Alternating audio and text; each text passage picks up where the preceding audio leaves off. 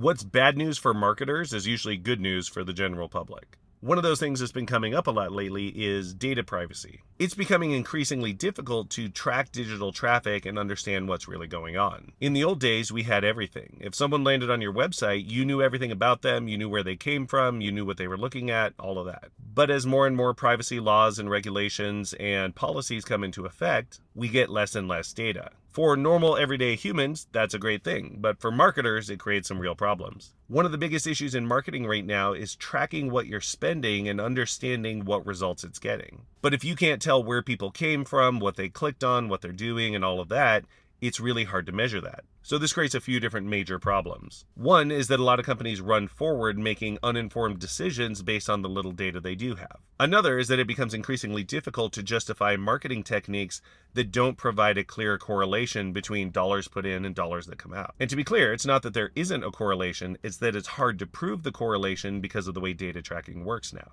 So you have executives approving or rejecting marketing strategies based on those holes in the information, which they attribute to lack of proof. So you have marketing executives that say, if you can't prove it, we're not going to do it, even though those things actually work. And the third major problem is that there are a ton of companies out there selling the illusion that they do have all that data. So there are now all kinds of mysterious AI tools claiming to fill in all that attribution data so that you can see where people are coming from and what they're doing using AI. Even though a lot of these services are super questionable, the hunger for data is so strong that people want to believe that it works. And so these companies go out and spend a bunch of extra money on software that claims to give them all the data that's now missing because of privacy restrictions. Do they work? Probably some of them do something, but there's no way to tell because there's no data to prove it against. So you have this really toxic market situation where there's something that everyone wants, no way to prove if it works or not, and a bunch of companies jumping on board selling the promise that they can get that data. So I'm just saying, be really skeptical of anyone who promises that they can give you that missing data. If there's data that can't be known, sometimes it's better to know that you don't know it, so you can make decisions based on that instead of creating the illusion that you do know it.